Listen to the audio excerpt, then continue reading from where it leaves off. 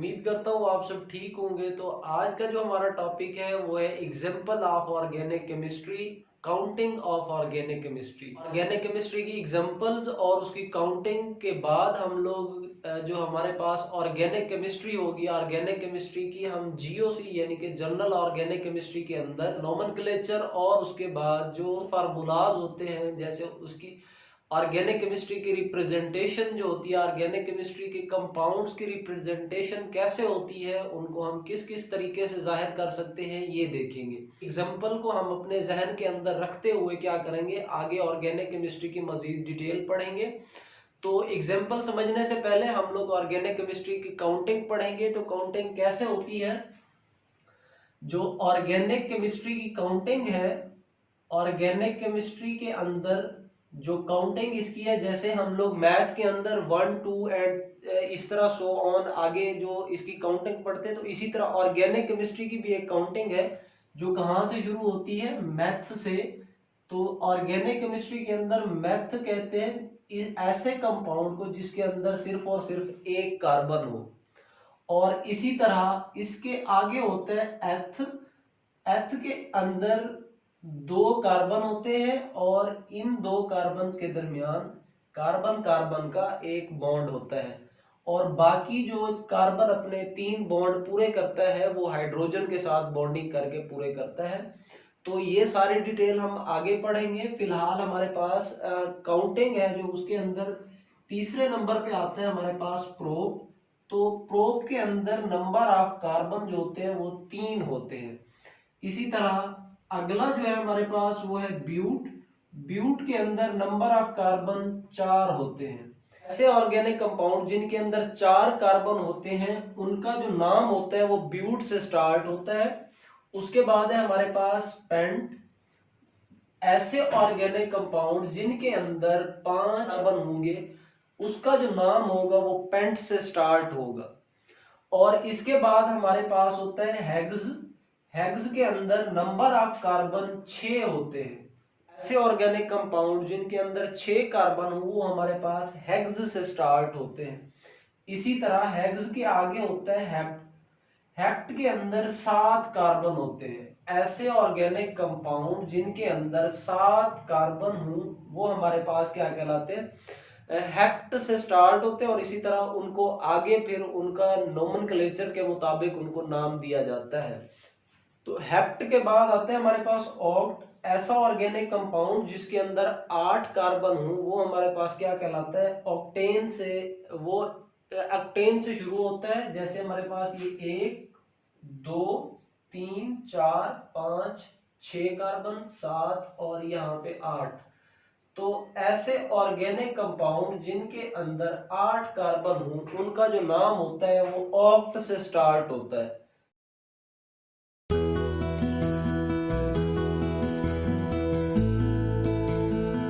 तो जो ऑक्ट के बाद होता है वो होता है हमारे पास नॉन, जिसके अंदर 9 कार्बन होते हैं। 1 2 3 4, इसके बाद 5 6 7 8 और 9।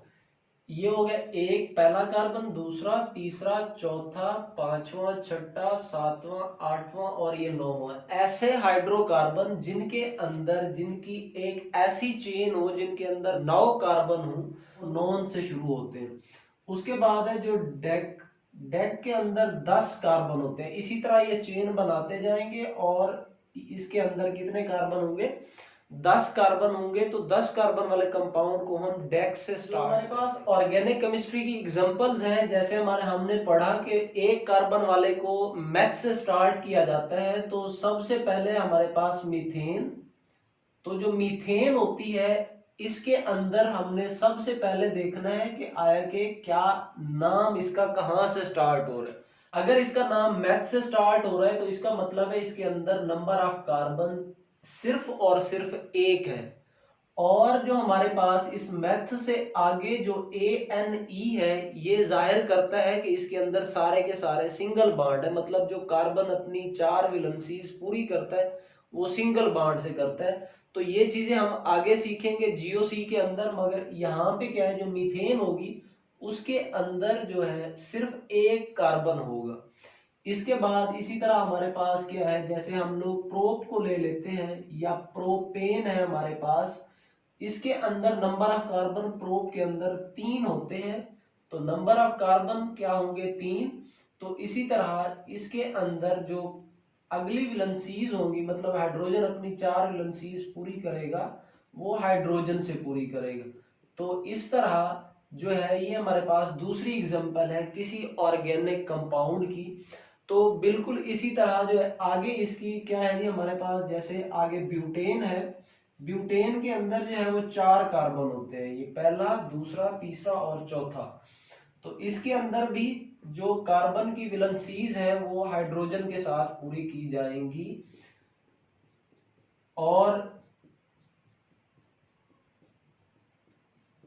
इसके बाद जैसे ये हमारे पास मीथेन है, प्रोपेन है, ब्यूटेन है, तो ये सारी की सारी जो है एग्जांपल्स हैं ऑर्गेनिक कंपाउंड्स की।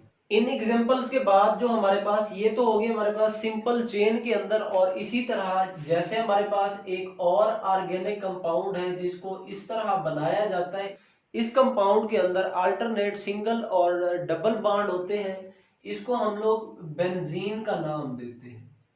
और इसी तरह एक और होता है हमारे पास कंपाउंड जिसके अंदर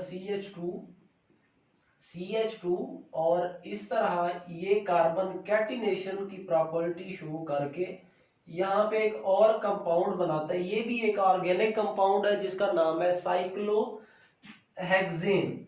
इस कंपाउंड का नाम है साइक्लोहेक्सेन। तो ये भी एक हमारे पास ऑर्गेनिक कंपाउंड है। इन कंपाउंड्स के अंदर कार्बन कैटिनेशन की प्रॉपर्टी इस्तेमाल करते हुए, कार्बन अपनी कैटिनेशन की प्रॉपर्टी शो करते हुए क्या करता है, कार्बन कार्बन से बॉन्ड जुड़ते जाते हैं और इस तरह millions of organic compound synthesised होते जाते हैं। तो उम्मीद करता हूं आपको ये वीडियो अच्छी लगी होगी।